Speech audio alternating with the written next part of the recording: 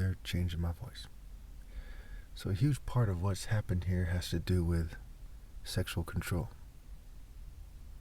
It has to do with the phallic symbols, right? The obelisk, the phallic symbols, a symbol of sexual control. Look it up. And the fact that the snake in the garden is a phallic symbol, Mr. Snakey, a penis, what have you. But bear with me, this is important. You see that in the end here, they were kind of told to kind of press me about the idea of them wanting me to make, people in the military, people who are politicians, people like that seem ideal or something. So I was in the store and they pointed out this magazine where there was a young picture of Kennedy. And of course, the head of the health department right now is from the Kennedy family. And in the picture, they made him look probably more handsome than he looked. I don't know. I don't know how he looked back then. And there was some other black guy there who looked kind of gayish. And that was part of what they were telling me. They said, that they wanted, Americans with an emphasis on white people and Jewish people and LGBT people. That's what the kind of society is forged for. And then there's kind of crypto Jews they try to elevate too, crypto whites, crypto LGBT.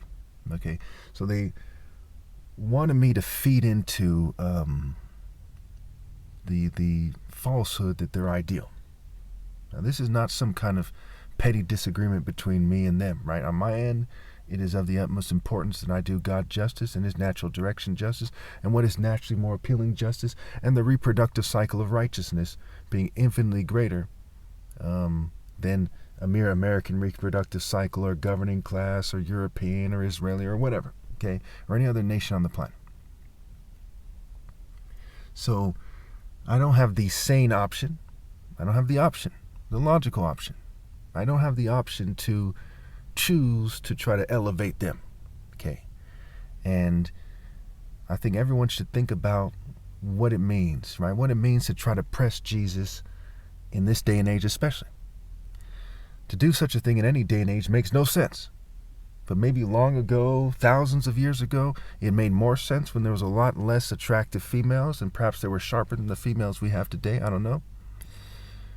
But now when you look at it, so many females are like females on a bunny farm in Vegas, like escorts, hookers, prostitutes. There's so many females like this in corporations. Some have PhDs, some don't. These females are everywhere. Females in the witchcraft. Okay? So what they're doing is like just insulting God to the extreme more than it is trying to secure some kind of place for themselves. They already know, in terms of in women's minds or whatever, they already know I'm not going to have any children. They're already controlling everyone else to the extreme. But they want me to feed into the despicable falsehood that they're magically something they're not, which is ideal or better than every other person or having conquered people or whatever. You see what I'm saying? So that's part of how this story ends. Now think about what that means for your families, what that means for your offspring, and what kind of dates they'll have. You are forged by the idea of people who press the righteous, who screen them out so they can pretend that they are, God's gift to women or something. They can pretend that they are, romantically desirable or the most desirable or whatever.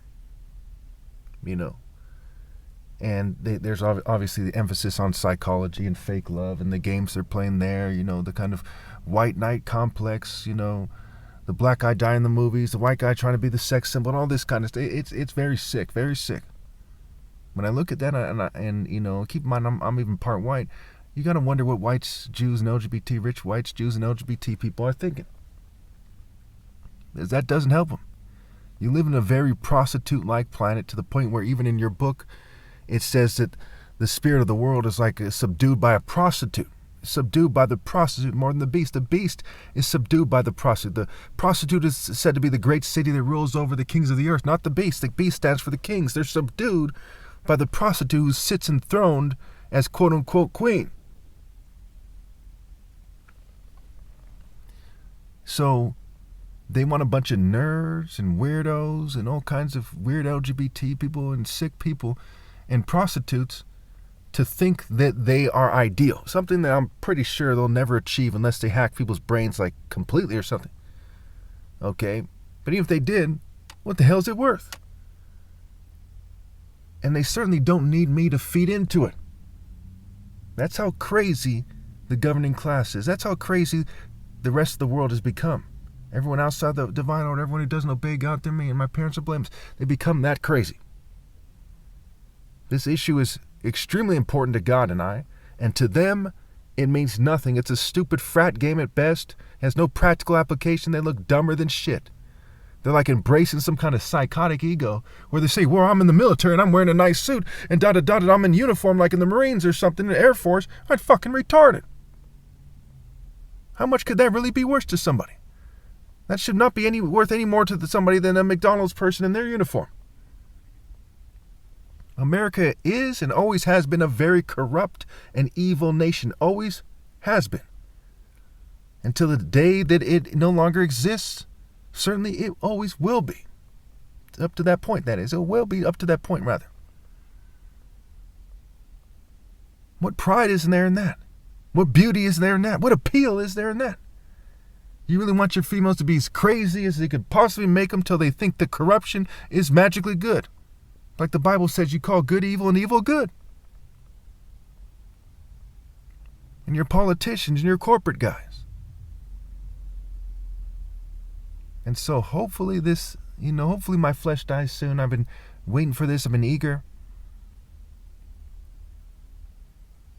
There's no sign that this isn't the end. There's a lot of signs that it is, but usually at times like this, they come up with something at the last second instead of finishing screening me out. Which, by the way, emasculates them to the extreme. It's not something to be proud of. It's not single combat with fucking Goliath or something. They're just going to hell for screening out Jesus like the Roman soldiers. How many of you, when you read the Bible, thought that the Roman soldiers gained some kind of power, some kind of profound spiritual power from screening out Christ in the story, from crucifying him? Or when they killed John the Baptist or Stephen the Martyr. Only a dumb fucking weirdo thinks that. And only a dumb fuck thinks that's how you pass spiritual power from the king to someone else. I'm sure you all know I'm right, so I can go ahead and leave it there. I mean, it's pretty straightforward.